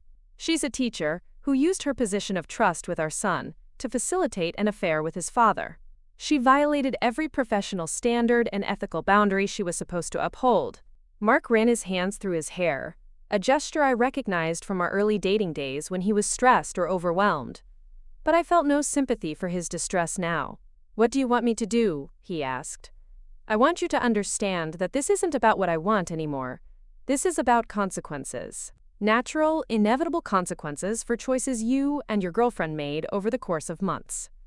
"She's not my girlfriend," Mark said reflexively. "What is she then?" Mark struggled for words. "It's complicated." "Stop saying that. Stop acting like this is some complex situation that just happened to you. You made deliberate choices. You planned romantic getaways. You bought her jewelry. You gave her a key to visit her apartment. You lied to me and to Tyler repeatedly. These weren't accidents or misunderstandings. They were calculated decisions." The weight of his actions seemed to settle on Mark's shoulders. For the first time since this whole situation began, he looked genuinely ashamed rather than just caught. "I know," he said quietly. "I know I screwed up." "You didn't screw up, Mark. You systematically deceived your family for months while conducting a relationship with our son's teacher. That's not a mistake. That's a choice." We sat in silence for several minutes, the sounds of Tyler's television show drifting in from the living room. Normal family background noise in a situation that was anything but normal. "What happens now?" Mark asked. "Now we deal with the reality of what you've done. I'm meeting with the principal tomorrow to discuss Ms. Collins' professional misconduct. I'm consulting with a divorce attorney about our options. And you're going to figure out how to explain to Tyler why his family is falling apart." Mark's face went pale. "You want a divorce?" "I want honesty. I want respect. I want a partner who doesn't lie to my face while using our family money to buy gifts for his girlfriend. Since you've demonstrated that you're incapable of providing any of those things, divorce seems like the logical next step. Please don't do this, Jess. We can work through this. We can go to counseling." "Work through what, exactly? The fact that you've been lying to me for months? The fact that you missed Tyler's school play to have a romantic dinner with his teacher? The fact that you allowed her to manipulate our son to gather information about our marriage?" Mark had no answer for that. The scope of his betrayal was too large to be addressed by counseling or promises to do better. "I need to know that Tyler will be okay," I continued. "That's my priority now. Not saving our marriage, not protecting your relationship with Ms. Collins, not managing your guilt. Tyler's well-being comes first." "Of course. Tyler is my priority too. If that were true, you never would have put him in this situation in the first place." The next morning, I dropped Tyler off at school with a heavy heart, watching him run toward the building where his teacher was waiting to continue manipulating him. But I consoled myself with the knowledge that this situation wouldn't continue much longer. Principal Reynolds' office was decorated with student artwork and inspirational posters about learning and growth. He was a kind man in his 50s who had always seemed genuinely invested in the students' welfare. I hoped that investment extended to protecting them from inappropriate adult behavior. "Thank you for coming in, Mrs. Thompson," he said as I settled into the chair across from his desk. "I understand there are some concerns about Tyler's classroom experience." "There are concerns about Ms. Collins' professional conduct," I corrected. Tyler is caught in the middle of a situation he didn't create and doesn't understand. I pulled out my evidence packet and placed it on Principal Reynolds' desk. His expression grew increasingly serious as he reviewed the emails, photographs, and financial records documenting Ms. Collins' affair with Mark. "This is very troubling," he said finally. "If these allegations are accurate, Ms. Collins has violated multiple aspects of our professional conduct policy." "The allegations are completely accurate, and I have additional evidence if needed." Principal Reynolds studied the photographs of Mark and Ms. Collins at the restaurant. "How long do you believe this relationship has been ongoing?" "At least 6 months, based on the email evidence, possibly longer." "And you believe Ms. Collins has been using her interactions with Tyler to gather information about your family?" I played the recording of Tyler recounting Ms. Collins' inappropriate questions about our marriage. Principal Reynolds listened with growing concern, occasionally shaking his head at the more egregious examples of professional boundary violations. "This is completely unacceptable," he said when the recording ended. "Ms. Collins's behavior represents a serious breach of trust and professional standards. What will happen to her? I'll need to conduct a formal investigation, but based on this evidence, I expect she'll face significant disciplinary action, potentially termination. And Tyler? How do we protect him from becoming the center of school gossip?" Principal Reynolds considered this carefully. "We'll handle the investigation as discreetly as possible, but I can't guarantee that word won't spread among the school community. This type of situation tends to generate significant attention." I nodded, having expected that response. "I just want to make sure Tyler understands that none of this is his fault, and that the adults in his life are working to protect him." "Absolutely. We'll provide whatever support Tyler needs during this transition." After the meeting with Principal Reynolds, I felt a strange sense of completion. The evidence was in the hands of the appropriate authorities, and Ms. Collins would face professional consequences for her actions. Mark would face personal consequences through our divorce proceedings. The truth was finally being acknowledged by people in positions to act on it. But there was still one piece of the puzzle that bothered me. Ms. Collins and Mark had conducted their affair in plain sight, attending school events together, having casual conversations in front of other parents, building a relationship that had affected Tyler's educational environment for months. They had been confident that their deception would never be discovered, that I would never notice the signs or put together the evidence. That confidence needed to be shattered publicly. They needed to understand that their actions had consequences beyond just losing a job or ending a marriage. They needed to face the judgment of the community they had deceived. The opportunity came sooner than I expected. The following week, Riverside Elementary was hosting its annual spring fundraiser, a large event that brought together parents, teachers, and students for dinner, entertainment, and silent auctions. Mark and I had attended together for the past 3 years, playing the role of the engaged parents supporting their son's education. This year would be different. This year I would attend alone, armed with the truth, and ready to ensure that the entire school community understood exactly what kind of people Ms. Collins and my husband really were. The decision crystallized as I watched Tyler practice his lines for the school fundraiser variety show. He was performing a short poem about friendship and trust, innocent words that took on painful meaning given what the adults in his life had been doing behind closed doors. It was time for everyone to know the truth. The Riverside Elementary spring fundraiser arrived on a perfect May evening, with soft light filtering through the gymnasium windows and families gathering for what was supposed to be a celebration of community and education. I stood in the parking lot for a moment, watching other parents walk toward the building with their children, everyone dressed in their spring best and carrying silent auction bid sheets. Tyler bounced beside me, excited about performing his friendship poem and seeing his classmates' acts. He had no idea that tonight would mark the end of his innocence about the adults in his life, but I had made peace with that necessity. Some truths couldn't be hidden forever, and Tyler deserved to live in reality, rather than the web of deception that Mark and Ms. Collins had constructed around him. "Mom, do you think Dad will make it in time for my poem?" Tyler asked as we approached the entrance. "We'll see, honey." Mark had promised to attend, though his promises had lost all meaning for me. Whether he showed up or not, tonight would proceed according to my plan. Inside the gymnasium, the atmosphere was festive and warm. Tables were arranged around the perimeter for the silent auction, displaying everything from vacation packages donated by local travel agents to handmade quilts created by parent volunteers. The center of the room was set up with folding chairs facing a small stage where the students would perform.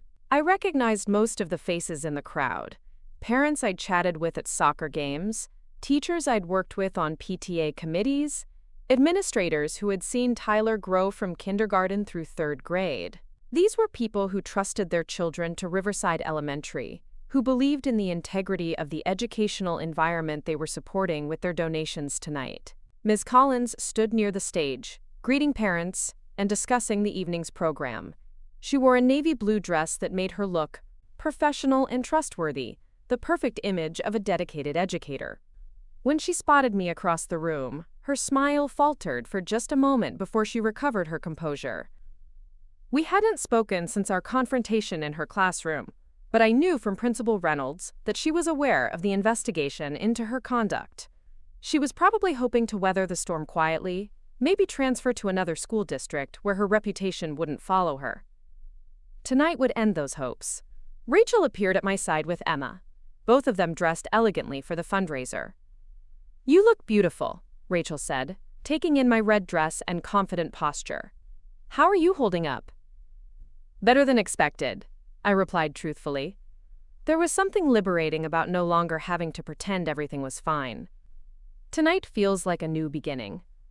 The program began with Principal Reynolds welcoming everyone and thanking the parent volunteers who had organized the event. Tyler's performance was scheduled for the middle of the variety show, giving me time to position myself strategically and ensure that the maximum number of people would witness what I had planned. As the first few acts performed, a kindergarten song about spring flowers, a 4th grade magic show, a 2nd grade dance routine, I moved through the crowd, engaging in light conversation with other parents while keeping track of Ms. Collins' location. She seemed nervous, frequently checking her phone and scanning the room as if looking for threats. Mark arrived just as the 3rd act was finishing, slipping into the gymnasium and finding a seat near the back. He looked uncomfortable and kept glancing around the room, probably wondering if I had already spoken to other parents about his affair. When our eyes met across the crowded space, I simply nodded acknowledgement and continued my conversation with Linda Foster about the silent auction items. Tyler's moment arrived as the lights dimmed and Principal Reynolds introduced the 3rd grade poetry presentations. My son walked onto the stage with confidence, his voice clear and strong as he began reciting his poem about friendship and trust. The words hit differently now, each line about loyalty and honesty serving as an unintentional commentary on the adult betrayals that had shaped his recent experience. Friendship means being honest, even when it's hard to do. Friendship means keeping promises and always being true. Tyler's young voice carried across the silent gymnasium, and I felt my heart break a little more with each innocent line. As Tyler finished his poem to enthusiastic applause, I stood and began walking toward the front of the room. Several parents looked at me curiously, probably wondering why I was moving during the performance, but I had calculated this moment carefully. The audience was already quiet and attentive, their focus centered on the stage area where I was heading. Principal Reynolds stepped forward to introduce the next act, but I gently touched his arm and whispered that I had an important announcement to make. He looked confused but stepped aside, probably assuming I wanted to thank volunteers or mention a fundraising milestone. I took the microphone, my hands steady despite the magnitude of what I was about to do. The gymnasium fell silent as several hundred pairs of eyes focused on me. In the audience, I could see Mark's face drain of color as he realized what was happening. Near the stage, Ms. Collins looked frozen with horror. "Good evening, everyone," I began, my voice calm and clear. "I'm Jessica Thompson, Tyler's mother, and I have something important to share with this community that values honesty and integrity in education." A murmur rippled through the crowd. This clearly wasn't a typical fundraiser announcement, and parents began exchanging glances with growing curiosity and concern. 3 weeks ago, my son Tyler performed in the school play. It was his first speaking role, and he had practiced for weeks. My husband Mark promised to be there, but he missed Tyler's performance because he was having a romantic dinner with Tyler's teacher, Ms. Collins, at an expensive restaurant in Boston. The silence in the gymnasium became absolute. I could hear my own heartbeat as I continued, knowing there was no turning back from this moment. Over the past 6 months, my husband and Ms. Collins have been conducting an affair that has violated every professional boundary a teacher should maintain. Ms. Collins has used her access to Tyler to gather information about our family, asking him inappropriate questions about our marriage, and manipulating his trust to facilitate her relationship with his father. The crowd's reaction was immediate and intense. Gasps echoed through the gymnasium as parents processed what I was saying. Near the stage, Ms. Collins had gone completely white and was backing toward the exit. In the audience, Mark had half risen from his seat, looking like he wanted to run but was trapped by the crowd around him. I have extensive documentation of their relationship, I continued, pulling a folder from my purse. Emails discussing their romantic getaways while my husband claimed to be on business trips. Photographs of them together at restaurants and hotels. Financial records showing that Mark used our family money to buy expensive gifts for his girlfriend. Some parents were openly staring at Ms. Collins now, their expressions ranging from shock to disgust. Others were looking at Mark with a mixture of pity and contempt. The teachers present seemed stunned, probably realizing that a colleague they trusted had betrayed everything their profession stood for. Ms. Collins told my 8-year-old son that divorce isn't a child's fault, planting seeds of anxiety about his parents' marriage while she worked to destroy that marriage from within. She asked Tyler whether his parents seemed happy together, whether they fought, whether his father missed him during business trips. She used her position of trust to turn my innocent child into an unwitting spy against his own family. The anger in the room was palpable now. Parents who had trusted Ms. Collins with their own children were realizing that she had violated the most fundamental obligations of her profession. Several people were pulling out their phones, probably to record or share what was happening. I'm sharing this with you tonight because this community deserves to know what kind of person they've been trusting with their children's education and emotional well-being. You deserve to know that Ms. Collins has been using parent conferences and school events to identify vulnerable marriages and pursue inappropriate relationships with married fathers. Ms. Collins finally broke from her frozen position and rushed toward the exit, pushing past parents who stepped aside to let her pass. Her departure confirmed everything I had said more powerfully than any evidence could have. A guilty person doesn't run from false accusations. Mark also stood and began moving toward the exit, his face flushed with humiliation as other parents watched his retreat. The man who had spent months carefully constructing lies and maintaining appearances was finally facing the consequences of his deception in the most public way possible. Tyler doesn't understand what the adults in his life have done to him, I concluded, my voice steady despite the emotional weight of the moment. But he deserves to grow up in an environment where teachers maintain appropriate boundaries and parents honor their commitments. Thank you for listening, and thank you for supporting an educational environment built on trust and integrity. I returned the microphone to Principal Reynolds, whose face showed a mixture of professional concern and personal sympathy. The gymnasium erupted in conversation as parents processed what they had witnessed and began sharing their own observations about Ms. Collins' behavior. Tyler appeared at my side, having left the stage area when the program was disrupted. "Mom, what's happening? Why did Ms. Collins run away?" I knelt down to his level, looking into his confused brown eyes. Sometimes grown-ups make very bad choices that hurt other people. Ms. Collins and Daddy made some bad choices that affect our family. Are you and Daddy getting divorced? The direct question from my 8-year-old son, asked in the middle of a crowded gymnasium where our family's drama had just played out publicly, nearly broke my composure. But Tyler deserved honesty, especially after months of being manipulated by the adults he trusted most. "I don't know yet, sweetheart. But whatever happens, you're loved and you're safe. And none of this is your fault." Tyler hugged me tightly, and I held him close while the adult chaos continued around us. Several parents approached to offer support, sharing their own suspicions about Ms. Collins' behavior and expressing outrage that a teacher had manipulated their children's trust. Linda Foster appeared with tears in her eyes. I knew something was off about her questions during conferences. She asked me point-blank whether my marriage was stable. I thought she was just being caring, but now I realize she was fishing for information. Other parents shared similar stories. inappropriate questions, boundary violations, comments that seemed caring, but were actually manipulative. The full scope of Ms. Collins' professional misconduct was emerging, as people felt safe to share their concerns. Rachel stayed close throughout the evening, helping me navigate the social dynamics of having just exposed a major scandal in front of the entire school community. "You did the right thing," she said firmly. "That woman had no business manipulating children to facilitate her affair." By the time the fundraiser officially ended, Ms. Collins had disappeared completely, and Mark had retreated to his car. Tyler was exhausted from the emotional intensity of the evening, and I was ready to take him home to the quiet sanctuary of our house. As we walked to the parking lot, Principal Reynolds caught up with us.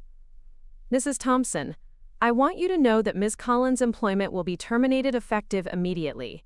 The school board will be conducting a full investigation and will be implementing additional safeguards to prevent this type of situation in the future." "Thank you," I replied. "I'm sorry it came to this, but Tyler and the other students deserved better." They did, and they have it now. The drive home was quiet, with Tyler processing the evening's events and me feeling a strange mixture of exhaustion and liberation. I had burned down the elaborate fiction that Mark and Miss Collins had constructed, exposing their deception to the community they had betrayed. The immediate aftermath would be difficult, but at least we would be dealing with truth rather than lies. Over the following weeks, the consequences of my public revelation played out exactly as I had expected. Ms. Collins was terminated and faced professional sanctions that would prevent her from teaching in any district in the state. Mark filed for divorce, probably hoping to control the narrative, but my evidence ensured that the settlement was heavily in Tyler's and my favor. The school community rallied around Tyler, providing support and reassurance that helped him understand he wasn't responsible for the adult failures that had affected his life. He was assigned to a new teacher, who maintained appropriate professional boundaries and actually cared about his educational development rather than using him as a source of family intelligence. Most importantly, Tyler began to understand that sometimes adults make choices that hurt other people, but that doesn't mean he was unworthy of love or stability. We moved to a new house across town, creating a fresh start that wasn't haunted by memories of deception and betrayal. Mark's relationship with Ms. Collins ended shortly after the fundraiser scandal, probably because real-world consequences were very different from the fantasy romance they had constructed in secret. He moved to another state for a new job, maintaining minimal contact with Tyler through supervised visits and child support payments. As for me, I discovered that life after betrayal could be more authentic and fulfilling than life built on lies. I returned to marketing work, rebuilt my social connections, and created a stable home environment where Tyler could thrive without worrying about adult deceptions. The spring fundraiser had been meant to celebrate community and education. In the end, it became something even more valuable, a moment when truth finally conquered deception and a child's well-being became more important than adult comfort. Sometimes the most courageous thing you can do is refuse to keep other people's secrets when those secrets are hurting innocent children. Tyler learned that his mother would always fight for him, even when it meant standing alone in front of hundreds of people and exposing painful truths.